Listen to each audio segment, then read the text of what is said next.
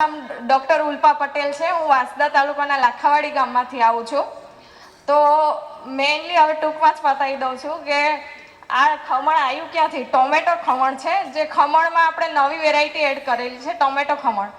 તો મેં આણંદ કૃષિ યુનિવર્સિટી ખાતેથી પીએચડી કરેલું છે, તો ત્યાંથી આ રેસીપી આવેલી છે। મારો પ્રોજેક્ટ એના પર જ હતો આખો। તો મેં મારા અભ્યાસ સુધી સીમિત ન રહેવા દેતા એને માર્કેટમાં લાવવા માટે મારા ફેમિલીનો પણ ઘણો સાથ સહકાર મળેલ છે। તો ત્યાર પછી અમે આપણે સાઉથ ગુજરાતમાં ખમણનું પ્રચલન વધારે છે, તો અમે પહેલાં ઘરેથી જ સ્ટાર્ટ કરેલું હતું નાના મોટા ઓર્ડરો લઈને। ત્યારબાદ અમે મોટી વાલજર ખાતેથી અત્યારે ફ્રેશ ટોમેટો ખમણ માર્કેટમાં આવી ગયો છે અને બીજી શાખા અમારી રાનકુવા ખાતે છે। તો આ ખમણ તો માર્કેટમાં આવી ગયું છે, પણ હવે સૂકું ખમણ માર્કેટમાં લાવવા માટે તેના માટે અથાગ પ્રયત્નો ચાલુ છે। અત્યારે ડેમો માટે હું લાવેલી હતી કે આ જે ફ્રેશ ખમણ છે એને આપણે સૂકવી દે છે ટ્રે ડ્રાયરમાં, જેને 6 મહિના સુધી આપણે સાચવી શકીએ છીએ।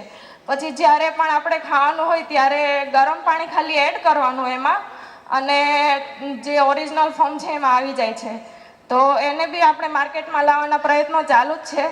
તો હું પણ આ લોકોને એવી રીતે અપીલ કરું છું કે આપણો જે અભ્યાસ છે ને અભ્યાસ સુધી સીમિત ન રહેવા દઈએ અને એને ધંધામાં કેવી રીતે આગળ વધારી શકીએ, તેના માટે યુવા પેઢીને એક નવો માર્ગ છે।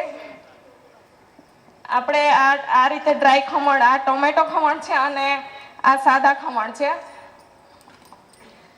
આ ખમણ માર્કેટમાં લાવવાનું એક જ આપણે ઉદ્દેશ્ય છે કે આપણે એબ્રોડ સુધી પહોંચાડી શકીએ।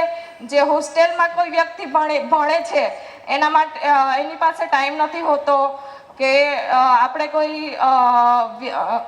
એરપોર્ટ પર છે, વિમાનમાં જતા હોય ને ત્યાં આપને આવી પ્રોડક્ટો મળે છે।